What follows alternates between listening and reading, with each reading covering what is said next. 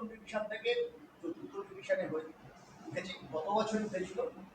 মরশুম শুরুর আগে খেলোয়াড়দের সংবর্ধনা দেওয়া হলো বিডি প্রেস মাঠে। আপনি এটা হচ্ছে যেহেতু প্লেয়াররা এরা খুব বাংলার বিভিন্ন জায়গা থেকে আসে এবং এরা হলো আগামী দিনের ভবিষ্যৎ, তাই এদের উৎসাহ দেওয়ার জন্য, এনকারেজমেন্টের জন্য আরও ভালো খেলো, পুরস্কার তোমার জন্য অপেক্ষা করছে, বড় বড় ক্লাব তোমার জন্য অপেক্ষা করছে, সেই জন্য আমরা এইটা করি। আমাদের চেতলা অগ্রণী ক্লাবে অনেক সময় বলে তাহলে বড় টিম করো না কেন, ফার্স্ট ডিভিশন বা সুপার ডিভিশন খেলো না কেন।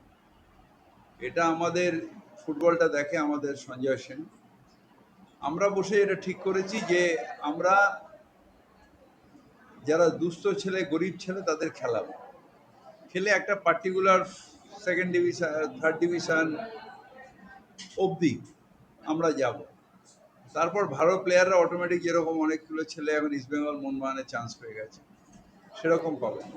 ওই প্লেয়ার ভাড়া করে নিয়ে এসে একবার একটা সুপার লিগ চ্যাম্পিয়ন হলাম কি একবার ফার্স্ট ডিভিশন চ্যাম্পিয়ন হলাম, সেটাতে আমার মনে হয় তার থেকে বেশি হচ্ছে বাংলার ছেলেদের খেলার সুযোগ করে দিয়ে তাদের প্রপার কোচিংয়ের মধ্যে দিয়ে আমাদের বাংলায় প্লেয়ার তৈরি করে। এটা অনেক বড় কাজ, যেটা চেতলা অগ্রণী ক্লাব করছে।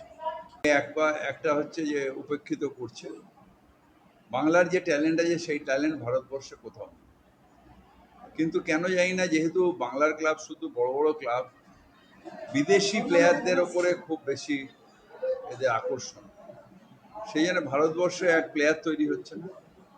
আর বাংলার প্লেয়ারদের সেইভাবে এখন যেভাবে আমরা একসময় উদ্বুদ্ধ হয়েছিলাম সুভাষ ভৌমিককে দেখে, সুরজিৎ সেনগুপ্তকে দেখে, ইভেন কিষাণু দেখে বিজয় বিদেশ মানুষকে দেখে, আমরা তখন এদের ফ্যান ছিলাম। তার আগে মেহলাল দাদের সময়কার, চুনি গোস্বামীর সময়, এই যে একটা জেনারেশন ছিল বাংলার ফুটবলের, বা হাবিব আকবর, একটা জেনারেশন ছিল, সেই জেনারেশনটা এখন যেন কোথাও চলে গেছে। যেহেতু এই বিদেশি প্লেয়ার এবং সব ক্লাবের এখন বিদেশি প্লেয়ার, বিদেশি কোচ, আমরা বিদেশিদের হাত থেকে স্বাধীনতা পেয়েছি, কিন্তু মেন্টালিটিটা বিদেশি নির্ভর মেন্টালিটি, এর থেকে স্বাধীনতা এখনো পাইনি। চেতলা অগ্নি মানে আমরা বিভিন্ন রকম অ্যাক্টিভিটিসে আমরা দেখি এবং সুনামজনক কাজ হয়, সেখানে ফুটবলটাকে নিয়েও যে এই যে কাজটা এগিয়ে আসে, ফুটবলের কাজটা মেনলি সঞ্জয় সেনের নেতৃত্বে হয়। আমাদের ভলিবলেরও আছে। ভলিবল আমরা মেনলি কোচিংয়ের ওপরে বেশি জোর দিই, আর বাইরের প্লেয়ার তাদের নিয়ে এসে একটা লেভেল পর্যন্ত খেলানোর চেষ্টা করি, তাদের ইনফ্রাস্ট্রাকচার দেওয়া, কিট দেওয়া, এটা আমরা করি। সেই জন্য দুটো সেক্টরেরই আমাদের ভালো ভালো প্লেয়ার উঠছে এবং খুব বেশি নাম ধাম হচ্ছে। এছাড়া আমরা অ্যাকচুয়ালি চেতলা অগ্রণী club is a sports club, সব রকম স্পোর্টস আমাদের ওই ক্লাবে আছে। যেরকম আমাদের ন্যাশনাল সাঁতারেও যাচ্ছে, ব্যাডমিন্টন চ্যাম্পিয়নশিপেও ন্যাশনালে গেছে, স্কোয়াশও আমরা চেষ্টা করছি, বিলিয়ার্ডসে চেষ্টা করছি। আমাদের অলরেডি দুটো একদম মডার্ন জিম আছে, জিমন্যাশিয়াম, একদম মডার্ন জিমন্যাশিয়াম আছে।